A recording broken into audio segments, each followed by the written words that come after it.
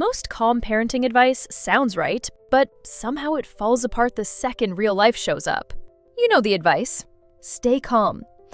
Take a breath. Respond, don't react. And it even makes sense in your head. But then your child melts down, ignores you, talks back, refuses to move, and your body reacts before your brain can remember any of it.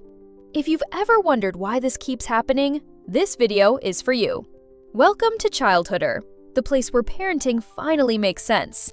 Now, before we go further, I want to land something gently but clearly. Calm parenting advice doesn't fail because you're weak. It doesn't fail because you don't want it badly enough. And it definitely doesn't fail because you're a bad parent. It fails because most advice skips the one thing that decides everything in real life: what state your nervous system is in when the moment hits. And once you understand that, something changes. You stop making every hard moment mean something about your character. You stop thinking you're missing one magical phrase, and you start seeing what's actually happening underneath the surface. So let's make this real. Imagine a normal day. You ask your child to do something simple. Shoes on. Turn it off. Come here. You ask nicely. They ignore you. So you repeat it. Still nothing. And without even noticing, your chest tightens a little. Your jaw sets. Your voice changes, just slightly. And here's the part that messes with you later. You can feel yourself crossing a line, but you can't stop. Then you raise your voice, or you snap, or you threaten, or you say something you don't even agree with. And later, when the house is quiet again, you think, why did I do that again? I knew better. I promised myself next time would be different. If you relate to that, I want you to hear this with calm certainty. This isn't a character problem. It's a state problem. And that brings us to the biggest truth that changes everything. Calm is not a decision. Calm is a state.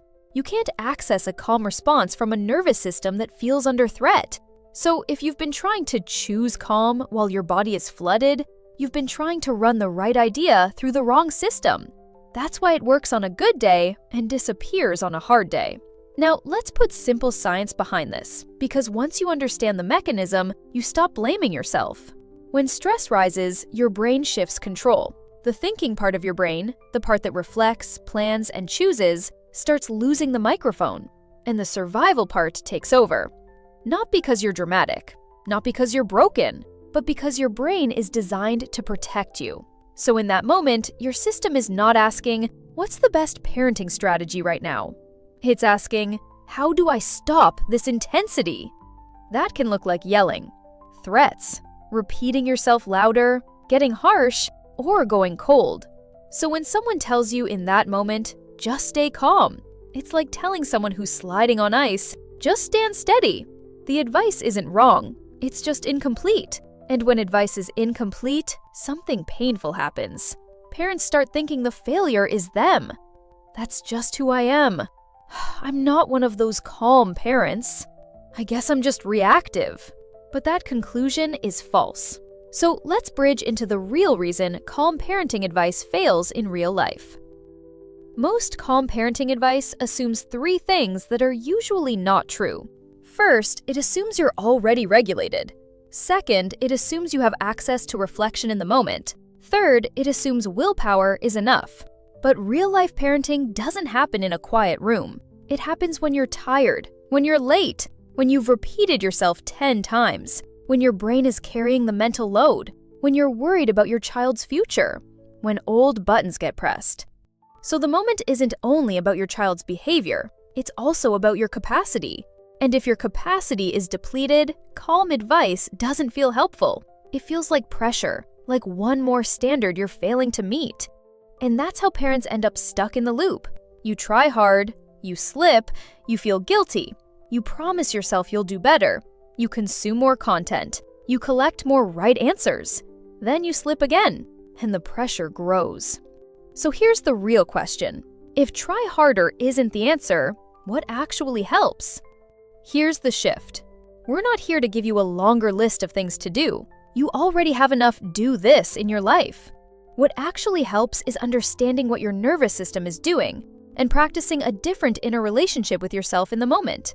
Because calm isn't the absence of emotion. Calm is the presence of regulation. That distinction matters more than most parenting advice ever admits, because a lot of parents secretly think calm means, I shouldn't feel anything. I should stay nice no matter what. I should never show frustration. But that's not calm, that's suppression. And suppression doesn't create safety in the home. It creates pressure inside you until it leaks. It leaks as sarcasm. It leaks as snapping over something small. It leaks as a cold tone that feels like distance. Or it leaks later as heaviness and what's wrong with me? So if you've been chasing calm by trying to shut your feelings down, that might be one reason it keeps failing in real life. Because the goal was never to feel nothing. The goal was to stay steady while you feel something. Now, this next part is subtle, but it changes the entire moment. When you notice you're getting flooded, the problem isn't that you're flooded. That's human. The problem is what tends to happen next inside your head. Most parents don't hate themselves. They just start pressuring themselves in the moment. It sounds like, I need to handle this better. Okay, stay calm. Don't make this worse. Not again. Just get through this. And even though those thoughts aren't meant to be cruel, they add urgency. They tell your nervous system, this moment is dangerous and you must fix it fast. And that's exactly what makes your body tighten more. Your tone sharpen, and your reaction come out bigger than you wanted.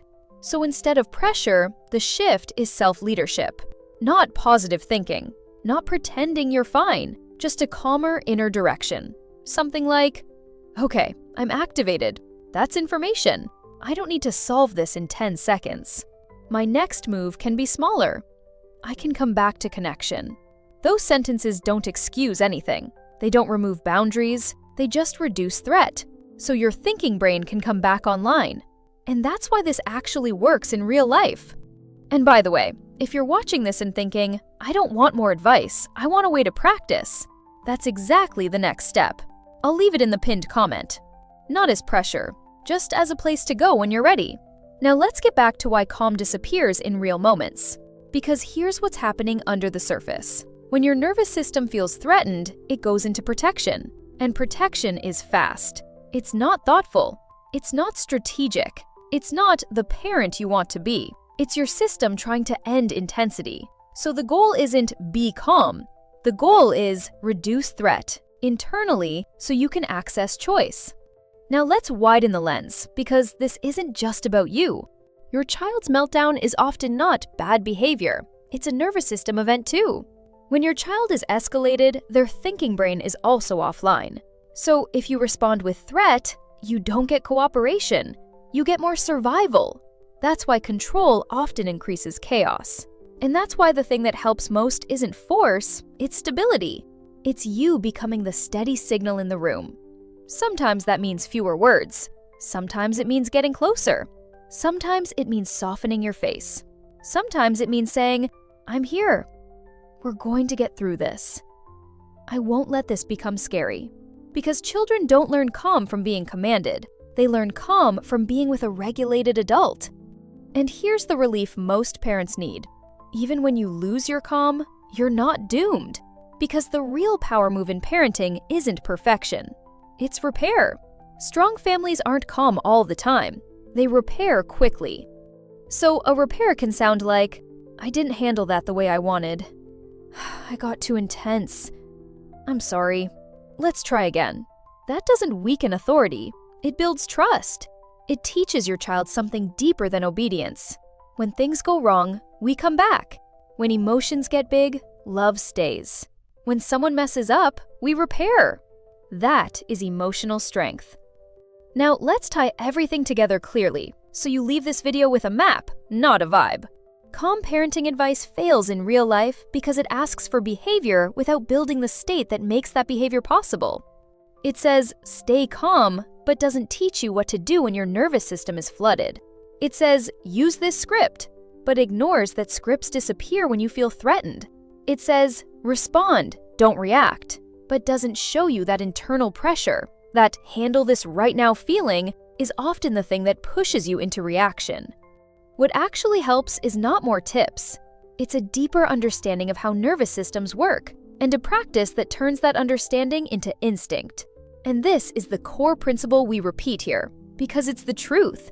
Understanding creates relief. But understanding alone isn't enough without practice and support. Not because you're incapable, because brains learn through repetition. That's why so many parents can explain the right approach and still struggle to live it when things get intense. They don't need more information. They need a place to practice the information, with guidance, reflection, and parents who don't judge them for being human. So if you've been consuming parenting advice and thinking, why can't I apply this? Replace that question with a better one. What would happen if I practiced this the way people practice any skill? With support. Because calm is a skill. Connection is a skill. Repair is a skill. And skills grow faster in the right environment. So here's the closing reframe I want you to carry. You're not failing at calm parenting. You're learning how nervous systems work, yours and your child's. And when parenting finally makes sense, calm stops being something you force. It becomes something you return to. Not perfectly, not instantly, but more often. And when you change how you experience moments, your child feels it too. Because calm doesn't start with behavior. It starts with understanding. If this helped you see your child and yourself a little differently, subscribe for more understanding-led parenting. And if you're ready to practice this with support, you'll find the next step in the pinned comment. Not because you're failing, because you don't need to do this alone. You and your child can grow together, one steadier moment at a time.